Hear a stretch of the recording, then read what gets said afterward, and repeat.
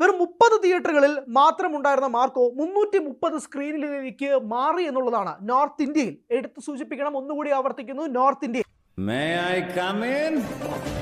അവൻ അത്രയ്ക്ക് വലിയ ഗാങ്സ്റ്റർ ആണോ? ഗ്യാങ്ങുമായി വരുന്നവനാണ് ഗാങ്സ്റ്റർ. അവൻ ഒറ്റയ്ക്കാണ് വന്നത്. നോർത്ത് ഇന്ത്യയിൽ 330 സ്ക്രീനിൽ ഒരു മലയാള സിനിമ കളിക്കുന്നു എന്നുള്ളത് ആരെങ്കിലും നേരത്തെ പറഞ്ഞിരുന്നെങ്കിൽ പുച്ഛിച്ച് തള്ളിയേനെ. പക്ഷേ നിലവിലത്തെ സാഹചര്യത്തിൽ അങ്ങനെയാണ്.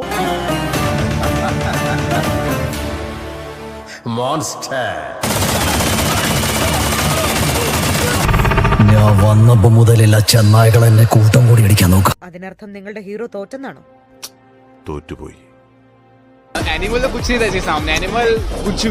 ആ വരുൺ ധവാന്റെ ചിത്രം റീപ്ലേസ് ചെയ്യപ്പെടുന്നു എന്നുള്ളതാണ്. മാർക്കോ എന്ന ചിത്രത്തിന് വേണ്ടി ആ ബേബി ജോൺ എന്ന ചിത്രത്തിന്റെ സ്ക്രീനുകൾ മാറ്റി വെക്കപ്പെടുന്നു. അവിടെയൊക്കെ എക്സ്ട്രാ ഷോസ് ആയിട്ട് മാർക്കോ കയറുന്നു. ഇപ്പൊ നിങ്ങളുടെ ഹീറോ എന്ത് ചെയ്യുന്നു? Will he give up? മുറിവേറ്റ സിംഹത്തിന്റെ ശ്വാസം ഗർജനത്തെക്കാൾ ഭയങ്കരമായിരുന്നു. ഇനി ഇവിടെ ഞാൻ മതി. I can say definitely I just loved him and his performance.